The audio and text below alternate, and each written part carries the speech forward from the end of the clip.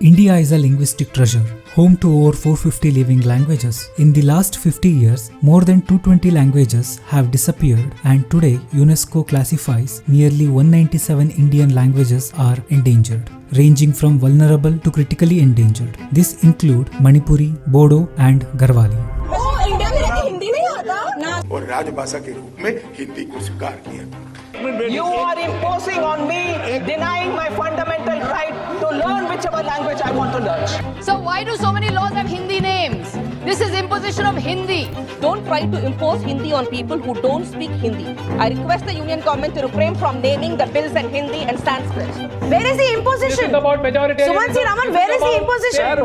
Who is imposing it on you?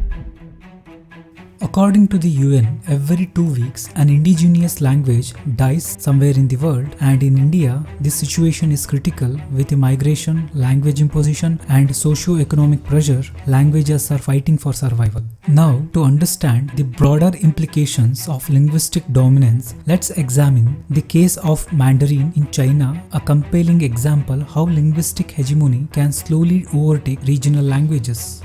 China, with its rich linguistic diversity, officially adopted Mandarin as the standard language in 1950s to promote national unity. The country's population, comprising 56 officially recognized ethnic groups, speaks between 135 to nearly 300 languages. However, policies to standardize Mandarin intensified in 1960s and 1970s. These efforts were formalized further with the introduction of the language law in 2001. By 2004, a large-scale survey revealed that 53% of the population speak Mandarin, and by 2014, this figure rose to 70%. Initiatives such as Mandarin Promotion Week, conducted annually since 1998, aim to further integrate Mandarin into schools, media and public services. This steady promotion has led to the dominance of the Mandarin, weakening the regional languages like Cantonese, Shanghainese and Tibetan, as younger generations prioritize the standard language over their native tongues. This process, known as linguistic assimilation, reflects how minority languages are replaced by a dominant one, often in the name of national unity and modernization. A similar dynamic is unfolding in India. Bhojpuri हमर भाषा बा तो हम हिंदी जबरदस्ती central government के नहीं की. Take Bihar for example. It was the first to adopt Hindi as its official language, but this shift has come at a cost. Native language like Maithili, Bhojpuri, Maghai and Angika, once dominate in literature, education and daily life, are now relegated to informal conversations. Policies promoting Hindi in schools, government offices and public communication have marginalized these native tongues. Textbooks prioritize Hindi, leaving regional languages out of curriculums. Over time, this has eroded younger generations' fluency, disrupting the preservation of Bihar's folk traditions, poetry and literature.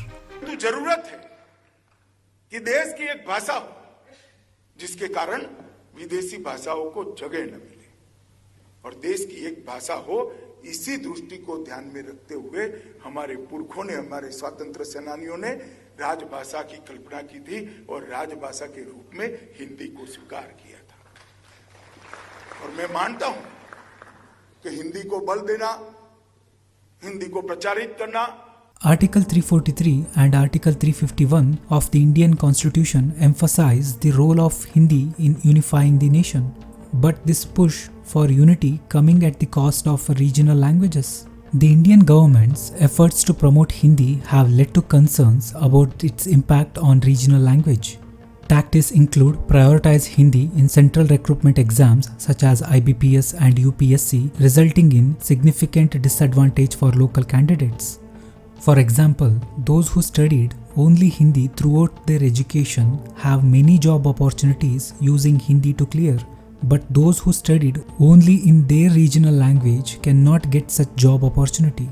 There is no census to evaluate this inequality. If it materializes, then it will show the uncomfortable truth and facts. In institutes like Ekalavya Model Residential Schools, Hindi proficiency has been made mandatory for teacher recruitment even if the school were in Tamil Nadu, Karnataka or in Kerala.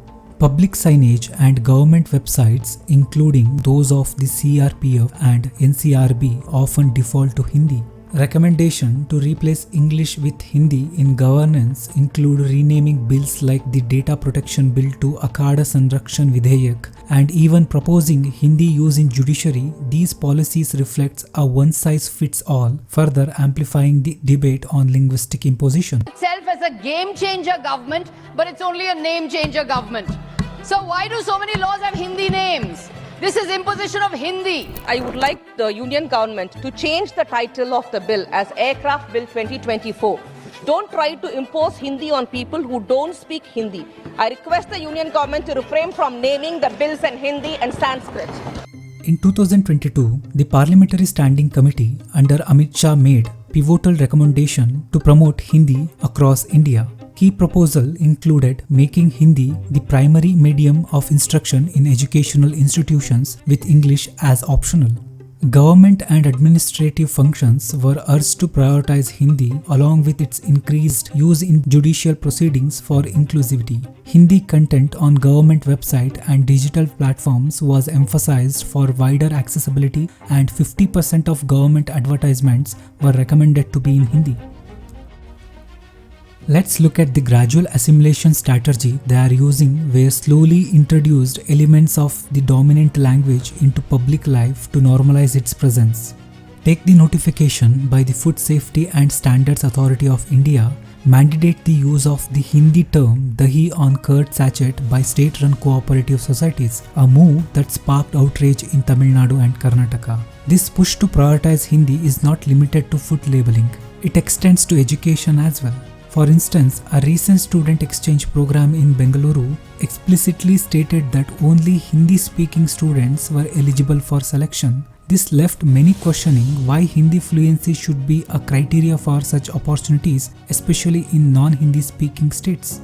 Similarly, in banks that once operated in English and Kannada began adding Hindi post-nationalization. Today, in many cases, Kannada has disappeared altogether. FD certificates, RD forms and bank documents are available only in Hindi and English.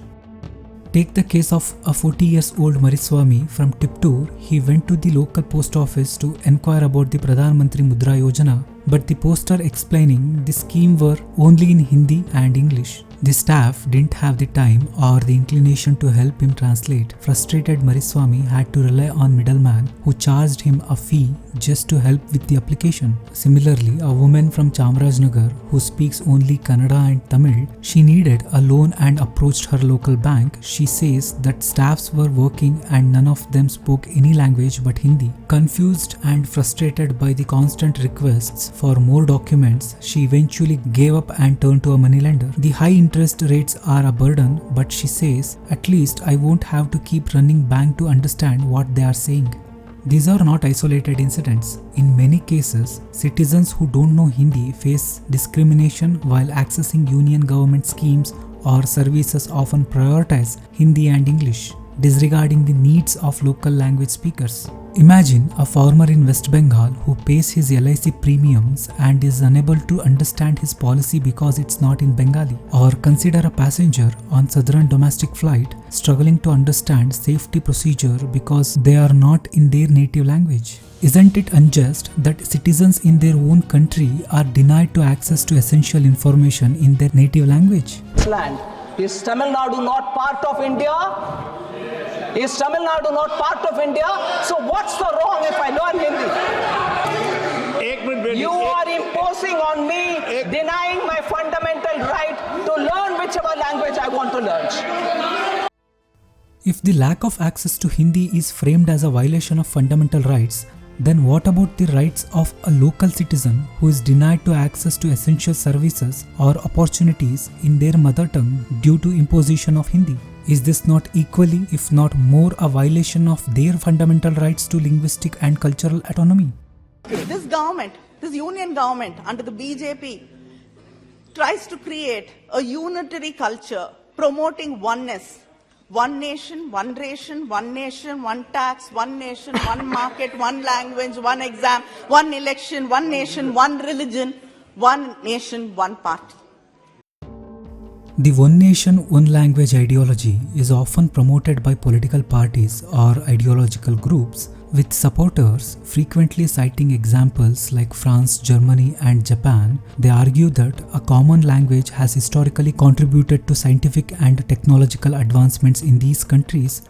However, while it's true that languages like French, German, and Japanese have played crucial roles in driving progress within their nations, but in India, Hindi has not significantly contributed to technological development within Hindi-speaking states themselves. If Hindi has not been able to foster meaningful progress in its own linguistic region, how can the one nation, one language ideology be expected to uplift the entire nation? Right now, when people in Delhi talk of Hindi as a national language or a link language, it makes the people in South both insecure and also resistant, angry, because they are seeing the kind of discrepancy and imbalance. There is no reciprocity. If you are one among them who believes that a single link language is truly the key to national unity, let's examine this idea through the lens of history and global examples. Take Pakistan's story. After partition, the nation was divided into West Pakistan and East Pakistan. West Pakistan imposed Urdu as the national language, sidelining the Bengali-speaking majority in East Pakistan. The result, resentment grew, leading to a brutal civil war and eventually the creation of Bangladesh. Language imposition, far from uniting, tore a nation apart. A similar story played out in Sri Lanka, where the imposition of Sinhalese as the official language marginalized Tamil speakers, fueling decades of civil war. I am not saying India is headed in the same direction, but this example highlights how imposing a single language can fracture unity rather than foster it. Now let's look at Singapore. After World War II, Singapore was one of the most devastated and backward nations, even worse off than India. With 74% of its population speaking Chinese, the government could have easily made Chinese the official language to appease the majority. Instead, visionary leader Lee Kuan Yew implemented a bilingual policy. English was chosen as a neutral connecting language, while mother tongues like Mandarin, Malay, and Tamil were preserved. This inclusive decision didn't just unify Singapore, it prepared its citizens for globalization, transforming it into a global economic hub. Similarly, Tamil Nadu, for instance, embraced a bilingual system years ago, skillfully balancing English as a global link language while preserving Tamil. This visionary approach has propelled Tamil Nadu's socio-economic growth, making it magnet for IT gains, healthcare industry, and multinational corporations. You live in Tamil Nadu, you eat the salt of this country, and you want to learn Hindi, that North Indian's Bhasha. These are words ringing in my ears. This is my lived experience. And who does that? Because of the political support which has been given in that state. Learning Hindi, learning Sanskrit are treated and perceived as learning some other fellow's language.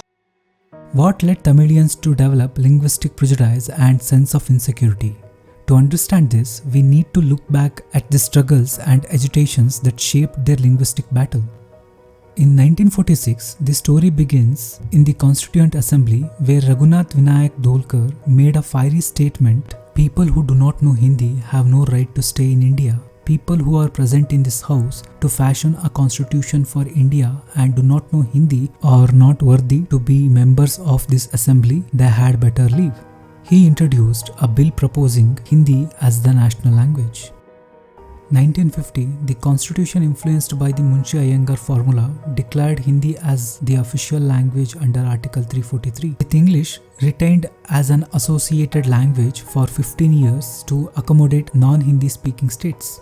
As 1965 approached, tension escalated. In Tamil Nadu, fears of cultural erasure sparked the anti-Hindi agitations opposing the push to imposition Hindi.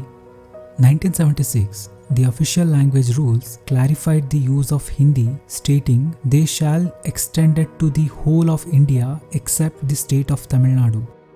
Tamil Nadu's determined effort and relentless struggle slowed down linguistic imperialism and curbed the dominance of Hindi. However, efforts to promote Hindi continue even today. The Dakshin Bharat Hindi Prachar Sabha remain active in spreading Hindi among non-Hindi speaking states with its slogan, One language Hindi is one heart of India. Initiatives like Navodaya Vidyalayas and Ekalavya model residential schools continue prioritizing Hindi in their curriculums, nurturing new generations of Hindi speakers across the country. What is your problem if it is in Hindi? Sumansi Raman, are you not part of India? Why do you have a problem if it is in Hindi? Why do you have a problem if it is in Hindi? But you are ready to stick to what has been imposed on us 300 years ago? You still hold on to a colonial mindset and elitist mindset that speaking in English is elitist, speaking in English is revolt. Why do you do that? Why do you do that, Sumansi Raman? Why do you do that? English is the language of the world. Yes, Anand, yeah. Hindi is the language of our country, sir. अरे दुनिया का language याद है, देश का language भूल गए. दुनिया का language याद है, देश का language भूल गए. Most people argue, why is English a foreign language accepted but not Hindi? The answer lies in the utilitarian value that English holds, especially in global communication, education, and economic opportunities. Unlike Hindi, which holds limited practical use in southern states, therefore, why would one spend so much time and energy learning Kabir Das Dohas, Mirabai, etc., when they could instead focus on studying great literature in their own language or developing other skills that could contribute more meaningful to their growth? Between 2009 and 2012, around 348.90 crores was spent on promoting and developing Hindi. Over the years, from 1991 to 2011, the percentage of Hindi speakers increased from 39.29 to 43.63%. In contrast, promotion and development of other regional language has almost declined. Why does Hindi, already the most widely spoken language, receive such disproportionate support while many other languages struggling for survival? Okay. No Hindi, no English. No English, no Hindi, no. Only Kannada. Karnataka. So why? You have to speak in Kannada. No, we will not speak in Kannada. Why we will speak in Kannada? Because we are going to Karnataka. This Okay. is our land, okay? This is our land. Okay. This is our land, not Okay. your land. Okay. You have to speak in Kannada. Okay. Why should I speak in Hindi? Okay. Why should I speak in Hindi? A recent controversy erupted when a driver was caught in a heated argument over the use of Hindi. This wasn't an isolated incident, but part of a growing movement to remove Hindi signboard from public spaces in South India. What drives such emotion reactions? Are South Indians truly Hindi haters? To answer this, let's dive deeper into the human behavioral perspective and explore how language and identity intervene. Language is more than just a means of communication. It's the heartbeat of culture and identity. When a dominant language overshadows native tongues, it naturally sparks resistance. This psychological pushback, termed reactance, has fueled movements like the anti-Hindi agitations in Tamil Nadu. Similarly, the marginalization of South Indian languages, some of which trace back over 4,500 years, evokes deep frustration. When policies and practices prioritize one language over others, speakers often feel excluded and marginalized. Over time, this marginalization fosters resentment and, in some cases, hostility towards the dominant language group, as seen in growing frustration and resistance across India. South Indians are not intolerant or Hindi haters. However, this stereotype does not reflect reality. States in the South have never opposed the learning or promoting of Hindi for the sake of understanding national affairs. In fact, Hindi is included in state government board exams, and institutions like the Dakshin Bharat Hindi Prachar Sabha have actively promoted Hindi by conducting exams in southern states. Even Hindi Divas, celebrated and sponsored by the central government, has faced no objections. However, it's equally important to celebrate other Indian languages. After all, they are Indian too. Why not plan for Bharatiya Bhasha Divas to honor all languages? People will feel included, not marginalized or left out. Besides, we are already as unified as we need to be. There is no necessity to become a Hindi-speaking version of Communist China. We don't have to be as homogeneous as RSS want us to be. Promoting a single language as a unifying tool will only create more friction than already is. India's true strength lies in its diversity. Hindi can thrive, but not at the expenses of other languages. Mutual respect, not imposition, should be the foundation of our linguistic coexistence. Embracing our multilingual heritage, ensuring that every Indian feels represented regardless of their mother tongue. After all, unity in diversity is what makes India truly incredible.